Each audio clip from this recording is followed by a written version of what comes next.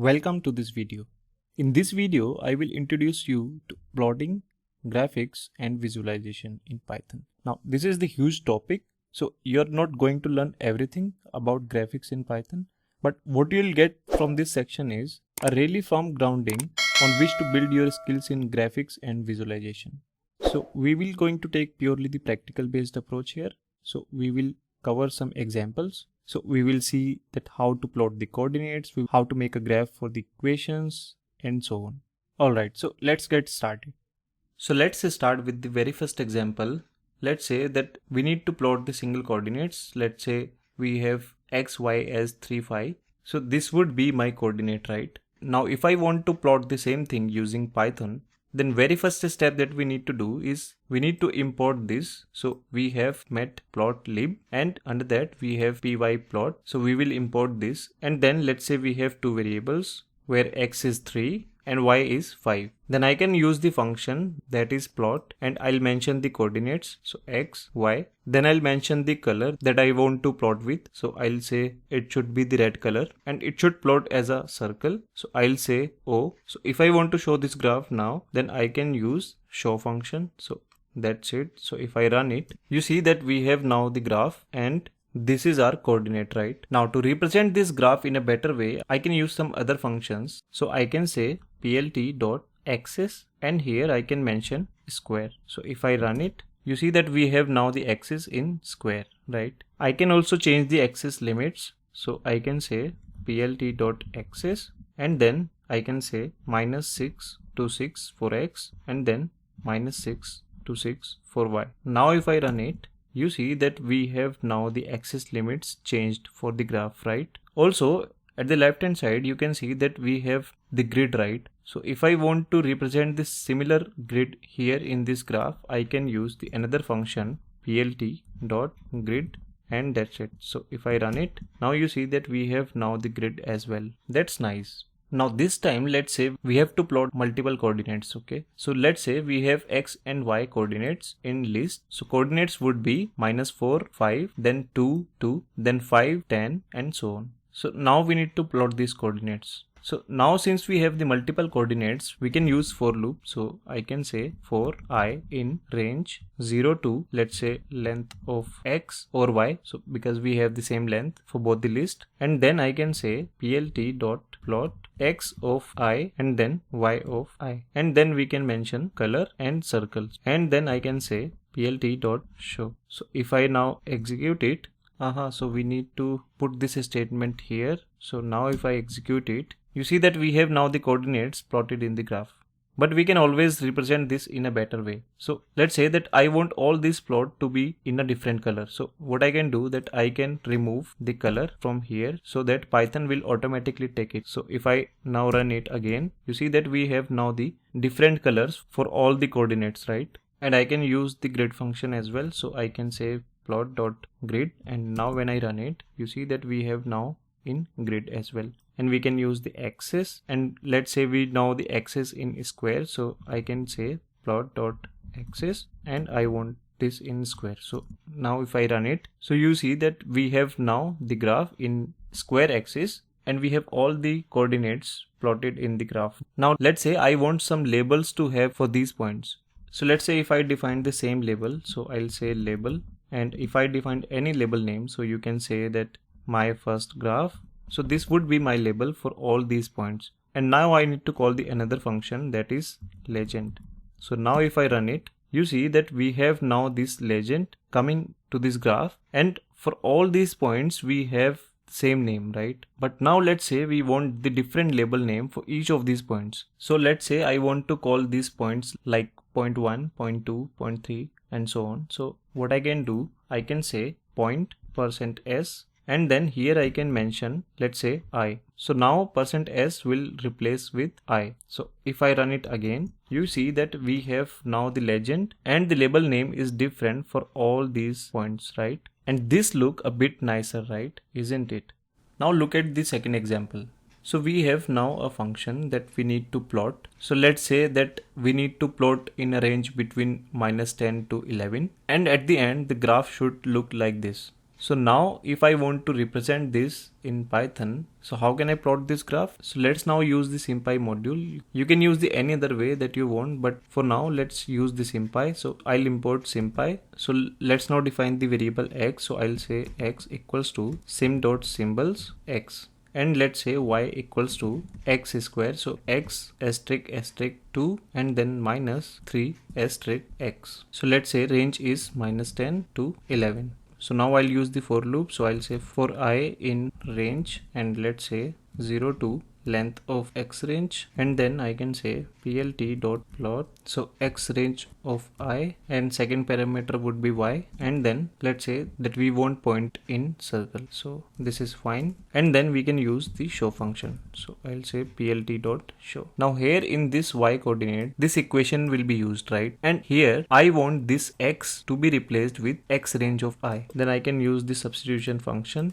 So subs, and then I can use the dictionary and I can say that x replaced with x range of I. So now when I run it, you see that we have now this graph coming into this output. Now you see that on the left hand side we have the label names mentioned on the axis, right? So we have x mentioned on the x-axis and the function itself is mentioned on the y-axis. So now if I want to mention this thing here, so how can I represent this thing here? So I can say plt.x label. So on x-axis I want label to be x. So now if I run it, you see that we have now this label coming into this graph. And similarly I can use plot.y label, and here I can say f of x function equals to, now this is nothing but the y, right? So I can use %s and replace it with %y. So now if I run it, you see that we have now this equation coming into this y-axis, but this is not in the format that we want it, right?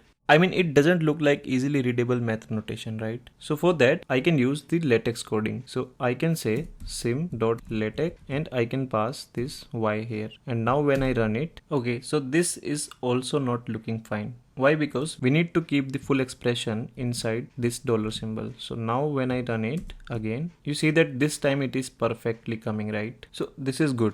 Now in this example, we need to draw a square. And how can I draw a square? So if we draw 4 lines, let's say one is from 0, 0 to 0, 2, and then another one from 0, 2 to 2, 2, and so on. So it will be the square at the end, isn't it? So I can say plt.plot, and then first coordinate would be 0, 2, and then 2, 2, and let's say I want this line to represent in red color. Similarly, I can modify this value for the other lines. So I can say like this. Now I can say that I need axis to be in a square shape. So I can mention square, and I can mention the axis limits as well. So I can say plt.axis, and now here I can say -3 to 5 and -3 to 5, and last we can call a show function. So now when I run it, you see that we got this square, right? And we can provide the label name as well. So I can say plt.x label, it would be x, and for y label it would be y. So let's run it and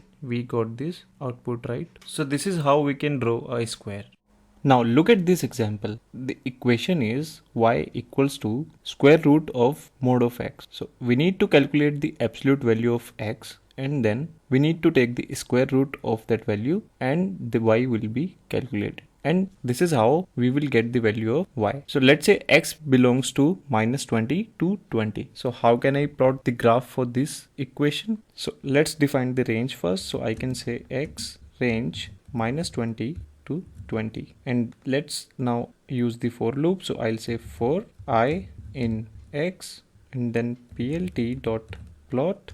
So first let's print from, let's say that 0 to x of I, and then 0 to absolute value of x, actually not x, it's I, and then let's say asterisk asterisk 1 by 2, and then we can call a show function. So I'll say plt dot show, and now if I run it, so here it should be I only. So now if I run it again, you see that we got the output, right? Now if you want to show the label name, you can call a function. So I'll say plt dot x label, it is x, and y label is y. Now if I run it again, you see that we got the expected output. This is simple, right? Okay, then let's move to the next example. Now look at this example. So we have one linear equation, and let's say it is y equals to mx plus b, where m is the slope and b is the intercept. So for example, when x is 0, then y would be b. So it will intercept somewhere here on y-axis, right? So this would be the intercept, and m is the slope. So if I want to plot this graph using Python, so let's say that we have x from -5 to 5, m is 2 and b is 1. Now, as per the equation, we need to multiply m to the x, and here x is the list, right? So if I want to multiply each element of the list with a number, so can I write something like this? Will it work? Think about it. And if you are still not sure, then I would suggest you to go back to the previous video where I explained the difference between the list and the NumPy array. So here, if I execute it, we will get an error, right? So if it is a list, what we have to do, that we have to apply the for loop to this list, and then we'll have to extract one element and do the operation on each of the elements separately. And we can also use the list comprehensions, right? But the easiest way would be to use NumPy array. So what I'll do, I'll import NumPy. So now here I will convert this list into the NumPy array. So I'll say np.array, and here I will pass x. Okay, now this is good. Okay, now I'll say plt.plot, I'll say x comma y, and I'll use show function. So now we have this graph, right? But we know that how can we make it much more nicer? So I can use, first of all, axis square. Let's on the grid. So I'll say plt.grid. Okay, so now it's getting a little bit better. Now I want to change the x and y axis limits. So I would say plt.xlim x and plt.ylim y. Okay, so here this doesn't look nicer, right? So let's change the y limit and let's keep it x only. So if I execute it again, so this time it is better, right? Now I want to draw this black line, right? The dotted black line, right? Which you can see at the left hand side on the 0, 0. So for now, let's use another function. Let's say that plt.gca get current axis, and let's hold it in axis. Now with this I can use some other functions. So I can say that axis.get xlim, and if I print it, you see that it gave me the x limits of the axis, right? Now similarly I can say that I want to see the y limits. So we have the y limits as well, right? Now with this I can say, let's remove it here. So I can say plt.plot, let's remove the print. So we can make it more dynamic now. So I can say that get the x limits. So it will be -5 to 5, and on y axis it is 0, and then we can say k minus minus for the dotted black line. So now if I run it, we need to put this in quotes. So let's run it again, and this time you see the dotted black line over the x-axis. Similarly, I can plot the same line over the y-axis. So now I will say from 0 to 0 to axis.get ylim, and that's it. So now if we run it again, you see that we got both the dotted lines over the axis, right? Okay, now on the left hand side you can see that we have the title mentioned on the graph, right? The plot. So how can I mention the title? I can call a function plt.title, and I can mention the title. So I'll say the plot. Now if we run it again, you see that we have now the title coming as well. Okay, now the last thing that is remaining is to draw the label. So I can say here label equals to, let's say y equals to 2x plus 1, and also call the legend function. So I'll say plt.legend. Now run it again, and you see that we got this label, but we kept it as a static expression, right? So to make it more dynamic, we can say y equals to %s, and here %s, and now replace this %s with m comma b. So run it again, and you see that we got the same output, but the label name is now dynamic, right? This is good. Now let's move to the next example. Now look at this example. So this is the rational function and we need to plot the graph for this. So this is simple, right? So I can write the code quickly. So I can say that x is in range from -3 to 4. So that's it. And now let's define one array with zeros. So I can get it created like this, and length would be from x. So if I print this array, you can see that we got the output like this. Okay, so what we need to do now is we have to use the for loop and fill this array with the values for y. So I can say for I in range 0 to length of x, and then we write the expression. So now I can say, okay, so we got the output like this. Now we can define the labels as well. So I can say x label is x and y label is y, and now we can run it again. Okay, so we can make the points as square connecting with line. So I can say s hyphen. So if I run it again, you see that we got the expected output, right? Okay, now let's move to the next example. Now let's look at this example. So by this point in this course, you know now that all about the plotting coordinates or plotting lines, rational functions and polynomials using matplotlib, right? Now what I'm going to introduce you is about matrices and how to make images from matrices. So let me first start explaining how images are represented as matrices. So not only in Python but in computer in general. Now if you have picture that looks something like this, maybe this is just a zoomed in part of larger picture. So as you can see here that each of these blocks, right? This one, these are nothing but the pixels, right?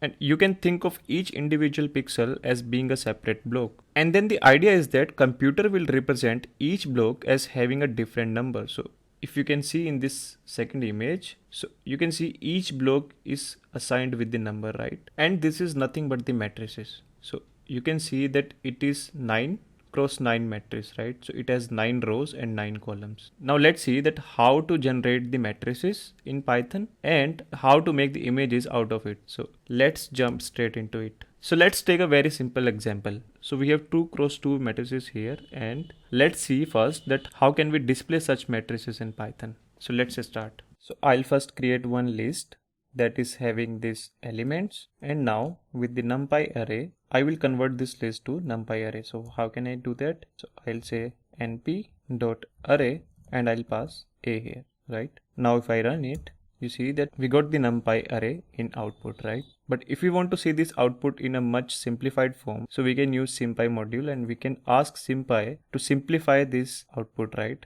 So I'll use sim.simplify, and then I keep this as a parameter for this function. Now we can display this. So I'll use display, and now when I run it, you see that we got the output in much nicer format, right? So we now understood that how can we represent the matrix, right? Now let's see that how to create the image out of it. So if I comment this function, so let's use matplotlib library. So I'll say plt dot, I'll use one function that is imshow, and I'll pass this list directly here. Now we'll call the another function that is plt.show, and if I run it, you see that this time we got the output but in the image form, which is what we were expecting, right? So you can see that we have different colors for the different blocks, and that corresponds to 1, 2 and 1, 4, right? So you can see that these two blocks or these two pixels have exact same color, right? Why? Because both of these blocks are having the same number assigned. You can see in the matrices both are having 1 and 1, right? That is why it is having the same color, and that's nice. Okay, now you can change these ticks as well. So on the x and y axis you can see that we have these ticks and we can change the values. So I'll say plt.xticks, and I'll say I need the ticks on 0 and 1. So if I run it, you see this time the better output, right? We can easily see that, okay, this is the 0th location and this is the 1th location, right? And I can do the same thing for y-axis as well. So I'll say y ticks here, and now if I run it, okay, now this time it looks better, right? Now just wanted to tell you that it is not mandatory that you always put 0 and 1. You can put any value here. So like on the left hand side here, you can see that we have the ticks mentioned on 0.85 and 1. So you can change the values accordingly. So you can say instead of 0, and this way you can have these ticks mentioned accordingly, right? So this is up to you, I mean, as per your requirements. So this was the very basic example. And for now, I think this is enough. Later in this course, when we will learn about the linear algebra and we'll see the examples, there you can expect much more complex scenarios related to matrices and images as well. And then we can generate the images out of the matrices, right? So that's it for this video, and I'll see you in the next video. Until then, take care. Bye bye.